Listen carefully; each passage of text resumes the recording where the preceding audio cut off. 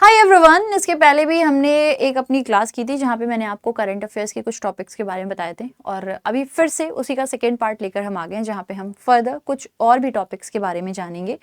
Topics को नहीं जानेंगे, हम ये जानेंगे कि क्या हमारे लिए अभी करंट सिनारियो जो चल रहा है उसमें क्या ज़रूरी है, हमें कहाँ पे फोकस करना चाहिए जहाँ से क्वेश्चंस बनने की संभावना है आपके अपकमिंग पीओ इंटरव्यू में।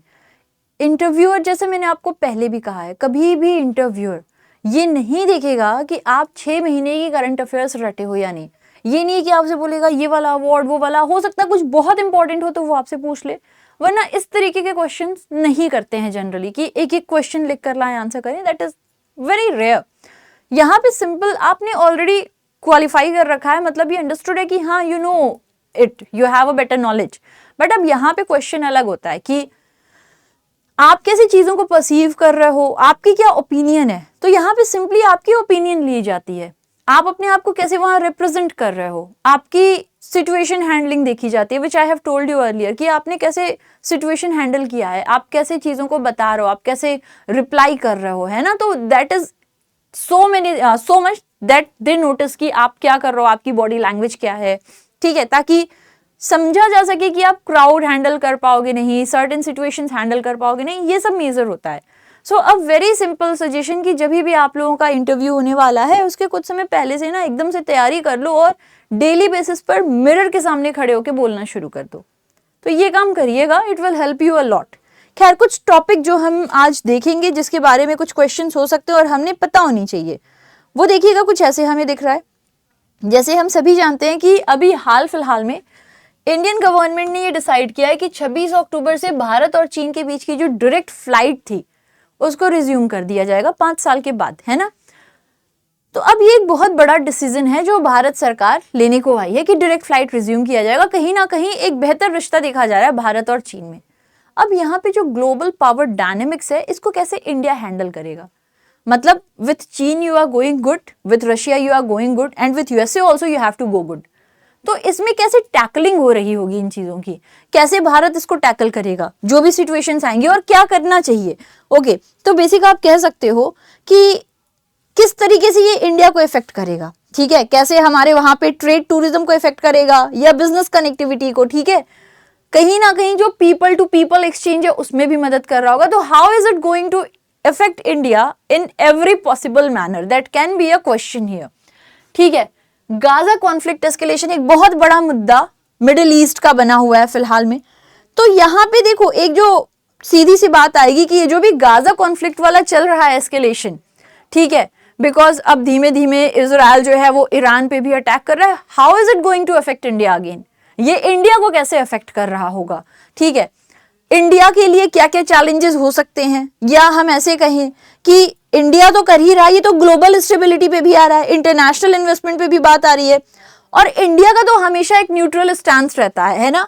So how it can affect India in any possible manner. India का जैसे हमने देखा कि अभी फिलहाल में डोनाल्ड ट्रंप का अपना 20 पॉइंट प्लान आया था गाजा के लिए, इंडियन गवर्नमेंट ने पूरी तरह से उनका सपोर्ट किया कि हम पूरी तरह से जो है डोनाल्ड ट्रंप का सपोर्ट करते हैं इसमें, और व्हाटएवर, है ना।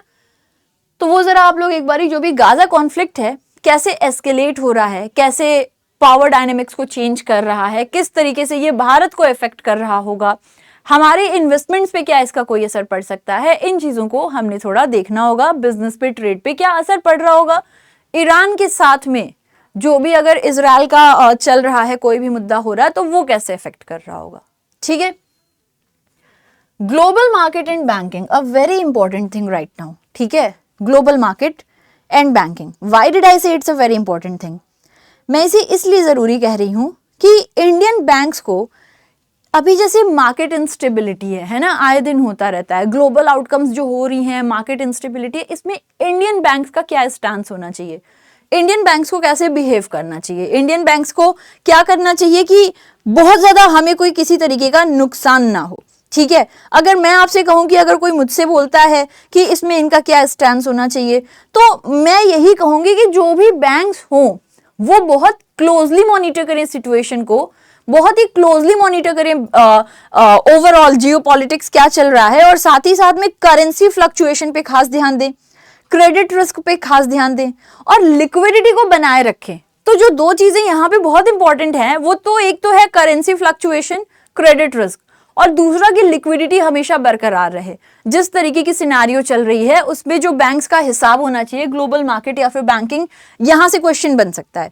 ठीक है, इतना ही नहीं, हमारे वहां पे जो भी एक्सपोर्टर्स हैं, इंपोर्टर्स हैं, बिकॉज हम सभी को पता है यूएस जो है दुनिया भर के टैरिफ लगा रहा है, तो अब जो नए ऑप्शंस हमारे पास में आ रहे हैं, एक्सपोर्टर्स इंपोर्टर्स को उसमें जैसी भी जो भी देनी हो अपनी तरफ से हेल्प सपोर्ट करना हो वो कर सके, ताकि हम लोग और ज्यादा मार्केट की, मतलब सरकार अपनी तरफ से डिप्लोमेटिकली पॉलिटिकली हैंडल करती रहे और बैंक्स अपना सपोर्ट दिखाएं उनके ट्रेड में, फिनेंस करने में, करेंसी फ्लक्चुएशन में हमें क्या स्टेप लेना चाहिए, इन सब में, ताकि चीजें ओवरऑल सरकार की तरफ से पॉलिटिकली चलती रहें और बैंक्स अपनी तरफ से उसे इकोनॉमिकली बेहतर तरीके से मैनेज करती चले। ठीक है, then we can see here OSOR policy. Now OSOR is one state one RRB। 1 मई से हमारे देश में इसको लागू कर दिया गया है। क्यों किया गया? बिकॉज हमारे देश के जितने भी RRBs थे, इनकी जो पोजीशन थी वो बहुत क्या होती, मतलब ये अभी से नहीं शुरू हुआ, एक्चुअली इनका कंसोलिडेशन सन 2005 से शुरू हो गया था।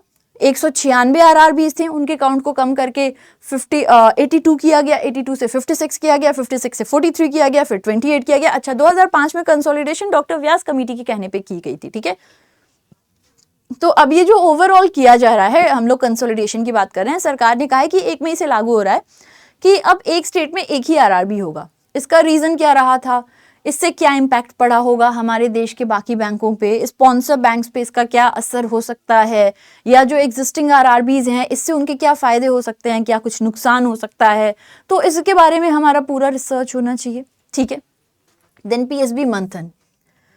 PSB मंथन आप लोगों को पता होगा 2 दिन का कंक्लेव किया गया था डिपार्टमेंट ऑफ फाइनेंशियल सर्विसेज के द्वारा। ठीक है, जिसमें बात की जा रही थी कि हमारे देश का कोई भी ऐसा टॉप 20 में बैंक है नहीं existing, so we will identify कि एक बैंक हो जिसको आइडेंटिफाई किया जाए, टॉप 20 में हमारे देश के भी बैंक्स हों, ऐसे 2 बैंक्स हो कम से कम। बिकॉज अभी अगर हम देखते हैं तो टॉप 20 में जो 20th नंबर पर बैंक है SBI अप्रॉक्स 43rd पर है। SBI से उसकी एसेट कहीं ज़्यादा है, तो हमें अभी कंपटीशन में आने में बहुत टाइम लगेगा। तो सरकार उसके लिए कुछ स्टेप्स लेगी, फाइनलाइज करेगी किन बैंकों को टॉप प्रायोरिटी देनी है, किन्हें टॉप 20 में पहुंचाना है, उसके लिए क्या मर्जर्स करने हैं, क्या स्टेप्स लेने हैं, ताकि हमारे देश का एक ऐसा बैंक हो जो बड़े बड़े प्रोजेक्ट्स वगैरह में लेंडिंग कर सके और हम भी बड़े स्तर पर देखने में आए। इससे एक तो ग्लोबल पावर में नाम होता है, दूसरा लेंडिंग में दुनिया भर के अलग अलग प्रोजेक्ट्स हैं उसमें आसानी होती है। So that's what government is trying to do, कि हम लोग टॉप 20 में आ सके, अपने नाम को ला सके। तो PSB मंथन को लेकर के थोड़ी सी आपकी तैयारी होनी चाहिए। Then monetary policy. ठीक है, तो एक जो चीज मैं आप सभी से कहूंगी कि भाई इसको जरूर कर लीजिएगा सभी। This is what, this is simply monetary policy. Monetary policy आप लोगों को पता होगा कि हर 2 महीने पे आती है, अभी आनी है। ठीक है, अब इसमें जो है डिसीजंस लिए जाएंगे, रेपो रेट क्या है, कैसे है, इस पे जो भी डिसीजंस होते हैं उस पे क्वेश्चन बनते हैं कि अच्छा बताइए करंट रेपो रेट क्या चल रहा है, अच्छा ये बताइए CRR क्या है, SLR क्या है। तो जितनी भी मॉनेटरी पॉलिसी टूल्स हैं, सारे के सारे टूल्स का नाम आपको बकायदा, अरे यार ये क्या किया, चलो सॉरी। हाँ, तो जैसा मैं आपसे कह रही थी कि जितने भी हमारे देश में मॉनेटरी पॉलिसी के अंदर फिलहाल में टूल्स हैं, इन सारे टूल्स की नेम आपको याद होनी चाहिए, इनका क्या यूज़ है, करंट में कितना रेट है इनका, ये सब आपको बढ़िया से याद होना चाहिए। तो करंट में अभी ये है, ऐसे और भी टॉपिक्स में आपके साथ फिर शेयर करूंगी। फिलहाल के लिए आप इस पर अपनी अच्छी कमांड करिए, बाकी आपके साथ में ऐसी कोई टॉपिक आपको याद आए तो प्लीज़ कॉमेंट सेक्शन में करिए, ताकि उससे बाकी लोग भी देख सकें और थोड़ी हमारी क्या हो सके, आप कह सकते हो कि थोड़ी और भी एक्सपोजर हो। हालांकि यहाँ पे मैंने आपको जो 2 टॉपिक्स उसमें ऐसी काफ़ी चीज़ें बताई हैं, फर्दर और भी हम लोग अभी इस पर डिस्कशन करेंगे, 1-2 सेशंस और लेंगे। ठीक है, बट जो रिसेंट चल रहा है वो आपके कोई सजेशन हो तो प्लीज़ टेल मी, उस पर भी मैं एक वीडियो करूँगी और उस पर भी हमारी ऐसी डिस्कशन हो जाएगी। ठीक है, फिर मुलाकात करेंगे। अगर आप इंटरेस्टेड हो तो आप हमें हमारी तरफ से जो हमारी इंटरव्यू की बैच है उसको परचेज कर सकते हो, जिसमें आपको पर्सनालिटी डेवलपमेंट की क्लास, बैंकिंग अवेयरनेस की क्लास, ठीक है, देन 1-on-1 सेशन भी होता है आपका, इंटरव्यू का 2-2 डेमो सेशंस होते हैं, तो आप चाहो तो आप उसे भी ज्वाइन कर सकते हो। मिलते हैं, till then take care, love you, bye bye.